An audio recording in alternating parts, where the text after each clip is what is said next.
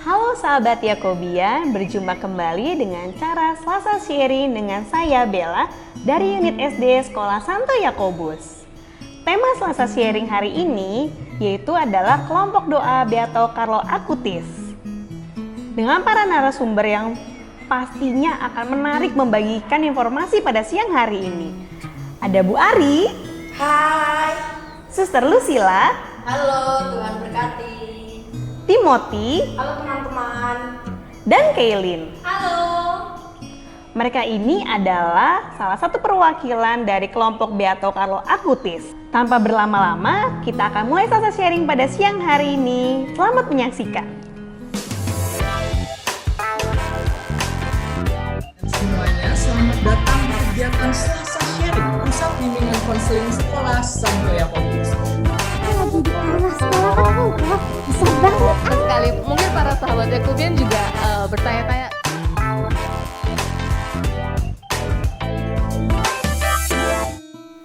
Bu Ari, saya ingin tanya, bagaimana sejarah terbentuknya kelompok dari Beato Carlo Acutis? Kelompok doa Beato Carlo Acutis ini digagas oleh Bapak Yudo Suwiji sebagai Ketua Yayasan Santo Yakobus. Gagasan ini kemudian disambut baik oleh Suster Francisca Haka yang pada waktu itu berpastoral di Sekolah Santo Yakobus. Kemudian kami mengadakan kegiatan ini dengan Zoom. Waktu itu sore-sore kami mengikuti Zoom untuk berdoa bersama dengan anak-anak yang lumayan banyak anaknya. Itu dilakukan pada masa pandemi. Kemudian setelah masa pandemi, kami adakan secara offline, yaitu dimulai pada tanggal 11 November tahun 2022. Kami adakan di Gua Maria Pilar dengan berdoa rosario. Kemudian pada tanggal 12 Februari bertepatan dengan hari Rabu Abu, kelompok doa Beato Carlo Acutis ini diresmikan oleh Pastor Yanus Radityo Wisnu PR. Oke, terima kasih Bu Ari untuk penjelasan yang boleh dibagikan kepada para sahabat Yakobian. Nah, sekarang saya ingin bertanya kepada Suster. Suster, mengapa untuk kelompok Beato Carlo Acutis ini dipilihkan namanya? Mungkin sejarahnya Suster bisa menjelaskan? Baik, Miss Bella. Untuk nama kelompok doa Beato Carlo Acutis ini, mungkin nama Beato Carlo Acutis bagi sebagian umat kita kurang begitu kenal. Kalau Santa, Perawan Maria begitu paling kenal ya. Tetapi kalau Beato Carlo Acutis mungkin banyak yang belum kenal. Beato Carlo Acutis ini lahir di London. Tetapi pada usia balita, kedua orang tuanya mengajak dia untuk pindah ke Italia. Pada umur 7 tahun, dia sudah menerima komuni pertama. Dan sejak itu, Beato Carlo Acutis rajin mengikuti perayaan Ekaristi setiap hari dia misa. Selain itu, dia juga berdevosi kepada Bunda Maria sangat luar biasa. Setiap hari rosario, setiap kali dia melewati gereja, dia mengajak ibunya untuk mampir ke gereja itu, kemudian berdoa di depan tabernakel, kemudian juga berdoa di depan patung Bunda Maria. Bahkan dia selalu menyalakan lilin dan membawa bunga. Berdoa untuk siapa? Berdoa untuk siapa saja. Nah, di usianya masih muda itu, dia sakit yang sangat parah. Sakitnya adalah kanker leukemia, sakit yang mematikan, luar biasa. Karena dia dekat dengan Tuhan, rasa sakitnya itu bagi dia bukan menjadi penderitaan, tapi malah dia bersyukur. Karena dia merasa di luar sana itu lebih banyak orang yang menderita begitu. Kemudian Beato Carlo Acutis ini adalah seorang YouTuber Nanti anak-anak dan siapa saja buka saja di YouTube, ketik Beato Carlo Acutis. Nah, itu akan muncul tentang Beato Carlo Acutis, itu akan muncul. Dia menggunakan sosial medianya itu bukan untuk main game saja loh, tetapi untuk mewartakan mukjizat-mukjizat Ekaristi yang ada di dunia. Dia ambil, dia share di sana supaya lebih banyak orang kenal Tuhan, mengimani Tuhan. Dia juga rajin berziarah ke tempat orang-orang kudus, terlebih ke Fransiskus Xaverius Assisi. Kemudian dia share supaya semakin banyak orang untuk mengetahui tentang Tuhan. Kemudian dia meninggal pada usia 15 tahun. 14 tahun kemudian makamnya dibuka, ternyata masih utuh, kulitnya utuh, sepatu, bajunya utuh, dia pakai sepatu sneaker juga masih bagus, utuh, menandakan dia suci. Dan kesuciannya itu semakin semakin diyakini karena ada anak yang sakit kanker pankreas. Ketika dia melambaikan meraih begitu, dia sembuh.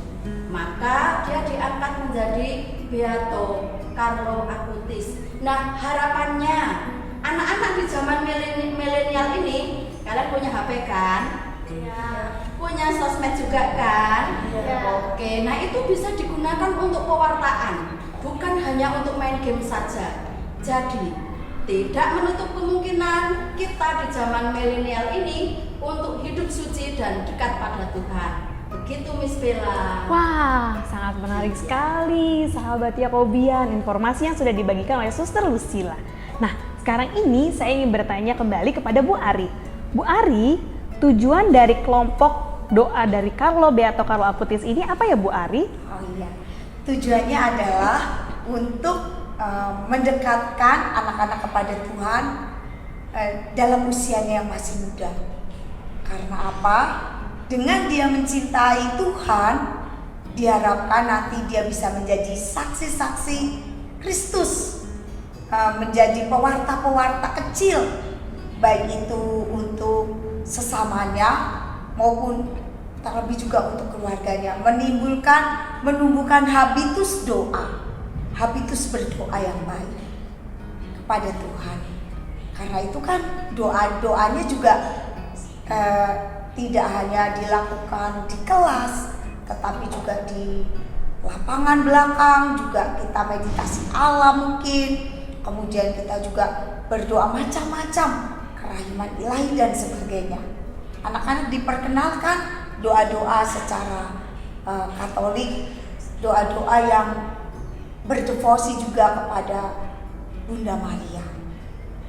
Kemudian siapa saja yang boleh ikut bergabung dalam kelompok doa Beato Carlo Acutis ini? Semua anak boleh. Bahkan di sini ada banyak agama lain selain Katolik. Mereka boleh bergabung. Seandainya mereka tidak ikut jadi anggota, mereka juga ikut bisa berdoa bersama, datang dan berdoa bersama. Asalkan satu syaratnya, diizinkan tentu oleh orang tuanya, ya. Kemudian selain terbuka untuk umum, doa ini juga ya tentu anak-anak dari sekolah Santo Yakobus ya. Doa ini dilakukan setiap hari Jumat sepulang sekolah. Jadi kami mengajak juga nih anak-anak yang lain untuk bisa bergabung dengan kelompok doa Beato Carlo Acutis ini agar iman kita semakin bertumbuh. Wah, hebat sekali ya kelompok doa Beato Carlo Acutis yang ada di Sekolah Santo Yakobus. Semoga nanti bisa menjaring banyak anak ya Bu Ari untuk terlibat di dalamnya. Nah, untuk pertanyaan selanjutnya saya ingin bertanya kepada Suster Lucila. Suster, kegiatan apa saja yang rutin dilakukan oleh kelompok doa Beato Carlo Acutis? Baik Miss, untuk kelompok doa ini apa yang dilakukan, doanya apa saja? Doanya diantaranya adalah berdoa rosario, seperti yang disampaikan oleh Bu Ari tadi. Kita punya Gua Maria Pilar, di situ anak-anak bisa berdoa sesudah pulang sekolah hari Jumat. Kemudian doa kerahiman ilahi. Kemudian berdoa rosario hati kudus. Kemudian kita juga punya ruang doa adorasi di lantai 5. Nah, di sana bersama-sama berdoa adorasi, penyembahan kepada sakramen Maha Kudus. Mungkin untuk anak-anak itu sesuatu hal yang masih asing, tapi ternyata anak-anak itu diajak doa di ruang adorasi untuk berdoa adorasi. Mereka bisa berdoa sangat kusuk, seperti mengalami perjumpaan dari hati ke hati dengan Tuhan, dan itu yang kami harapkan. Begitu. Selain itu juga untuk meditasi bersama, doa hening diiringi dengan lagu. Kemudian anak-anak juga diberikan kesempatan untuk berdoa secara spontan. Mau mendoakan dirinya boleh, keluarga juga boleh, teman-temannya boleh, siapa saja boleh. Bahkan Miss, ternyata anak-anak ini mereka berdoa tidak hanya hari Jumat, tetapi saat ada kesempatan khusus mereka datang ke ruang adorasi untuk berdoa. Bahkan mereka mengajak teman-temannya untuk berdoa. Juga mereka ada yang berdoa di Gua Maria Pilar untuk berdoa. Mereka pamit pada gurunya, "Bu, saya mau berdoa di Gua Maria Pilar." Dan selalu guru mengizinkan, itu di luar jam pelajaran begitu. Kemudian dari anak-anak ini juga punya kepedulian pada teman ya. Misalnya ada teman yang sedih, diajak, "Suster, temanku sedih, dia mau ikut doa, boleh kami ajak doa bersama." Dan sebelum doa dimulai, biasanya anak-anak satu persatu itu menyampaikan wujud doanya apa. Jadi doa anak-anak, wujud anak-anak menjadi doa kebersamaan. Harapannya kedekatan dengan Tuhan itu dimulai sejak kecil. Kita bisa menjadi Rasul Kristus, Sang Imam Agung, Sang Pendoa yang menyelamatkan kita. Begitu, Miss. Wah, menarik sekali sahabat Yakobian. Nah, sekarang saya akan bertanya kepada Kelly dan Timothy. Apa yang membuat Kelly dan Timothy tertarik dan bergabung kepada kelompok doa Beato Carlo Acutis? Mungkin dimulai dari Kelly. Yang membuat saya tertarik dalam join di kelompok doa ini adalah pertama, saat saya sedang mempelajari mengenai komuni pertama, saya diperkenalkan kelompok doa ini. Sebelumnya belum ada namanya, hanya dipanggil dengan kelompok doa. Kemudian saya berpikir bahwa ini akan membuangkan beberapa waktu-waktu yang sangat penting buat saya. Tetapi saat saya bilang tidak mau, mama saya membujuk saya untuk join kelompok doa ini, sehingga saya join. Saat saya melihat kegiatan-kegiatan kelompok doa ini, ternyata sangat menyenangkan, Bu Bella. Termasuk kita melakukan beberapa hal seperti rosario, meditasi, dan juga yang lain-lain. Kita juga mendoakan teman-teman yang sakit misalkan, atau izin, ataupun orang lain juga yang mungkin kita tidak kenal yang sedang sakit, kita juga doakan. Kemudian saat saya diperkenalkan ini, sampai sekarang saya masih bersyukur bahwa saya dibujuk oleh mama saya untuk join kelompok doa ini, sehingga saya sangat senang karena anggota-anggota di kelompok doa ini semakin bertumbuh, sehingga banyak sekali sekarang anggotanya di kelompok doa ini. Itu saja, Bu. Oke, mungkin selanjutnya untuk Timothy. Saya pertama join kelompok doa saat pembelajaran komuni, dan seperti apa yang dikatakan oleh Kelin, memang dulu namanya hanya kelompok doa junior. Yang buat tertarik buat saya untuk join kelompok doa itu teman-teman baru yang saya bisa mengetahui dan saya bisa mengenalkan.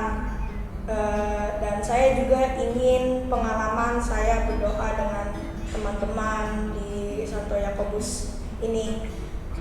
Kemudian yang kedua yang membuat saya tertarik itu, saya tentu saja lebih dekat dengan Tuhan.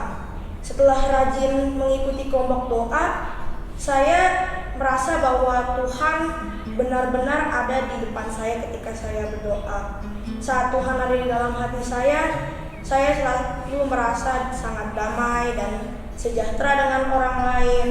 Dan saya kayaknya lebih ingin berbuat baik kepada orang-orang yang berkebutuhan. Itu Itu saja Bu Bella. Wah, pengalaman yang sangat menarik untuk para sahabat Yakobian. Nah, sekarang Bu Bella akan menanyakan kembali kepada Kelin dan Timothy. Kelin dan Timothy, pengalaman apa saja yang menarik yang kalian temui selama bergabung dengan kelompok doa Beato Carlo Acutis? Mungkin dimulai dari Timothy.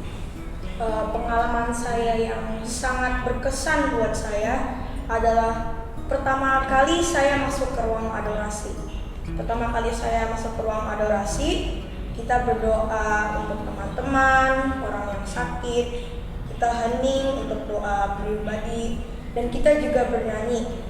Nah, saat hening itu, saya merasa bahwa Tuhan dekat dengan saya lagi, seperti yang saya tadi katakan.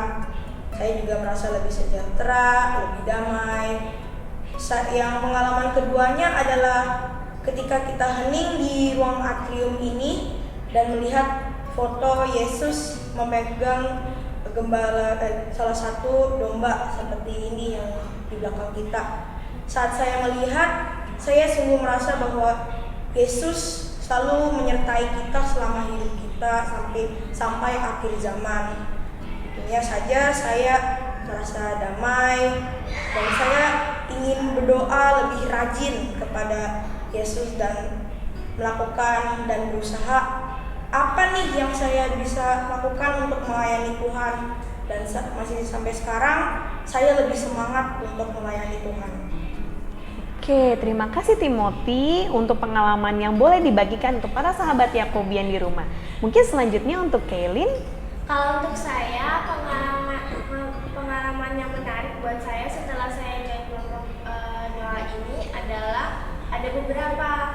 Yang pertama adalah kami dulu masih COVID, kita melakukan kelompok doa ini secara Zoom.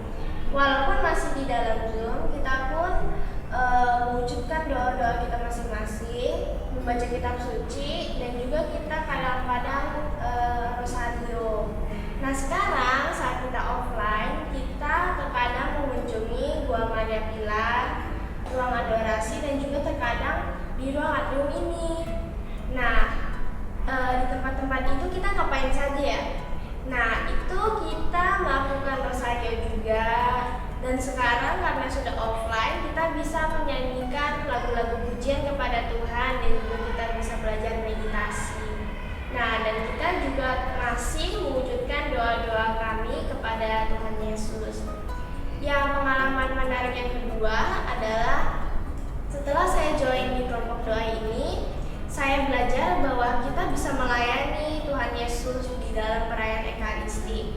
Sehingga saya mempelajari misdinar. Saat misdinar ini latihannya cukup sulit, tetapi setelah sudah dilantik, saya pun terkadang dipilih untuk bertugas di P2, di KTG, dan juga di Santo Yakobus. Nah, saya juga mempelajari mengenai pemazmur. Pemazmur adalah orang yang menyanyikan, yang mewartakan sabda Tuhan melalui nyanyian-nyanyian. Setelah saya sudah dilatih dengan baik, saya pun juga terkadang dipilih untuk bertugas di KTG, di Yakobus, dan juga di sekolah kami. Nah, pengalaman menarik yang terakhir adalah dulu sebelum saya join kelompok doa ini adalah saya merasa Tuhan itu tidak menarik, tidak melakukan apa-apa, palingan melakukan mujizat biasa saja. Kemudian setelah saya join kelompok doa ini, saya mengenal banyak hal-hal yang Tuhan lakukan. Salah satunya adalah melakukan mujizat, menyembuhkan orang-orang yang sakit, dan yang lain-lain. Sehingga saya sekarang lebih rajin berdoa, dan juga saya merasa lebih dekat kepada Tuhan. Itu saja, Bu. Terima kasih untuk Kelly dan Timothy untuk pengalaman yang boleh dibagikan kepada sahabat Yakobian. Untuk pertanyaan yang selanjutnya, untuk Kelly dan Timothy, bagaimana setelah kalian bergabung dengan kelompok doa Beato Carlo Acutis, bentuk aplikasi nyata yang bisa kalian wujudkan di dalam kehidupan sehari-hari? Mungkin boleh dibagikan kepada sahabat Yakobian. yang ada di rumah. Mungkin dimulai dari Timothy. Dengan bergabungnya saya ke dalam kelompok 2B atau Carlo Acutis, pengaruhnya di dalam hidup adalah saya lebih semangat melayani Tuhan.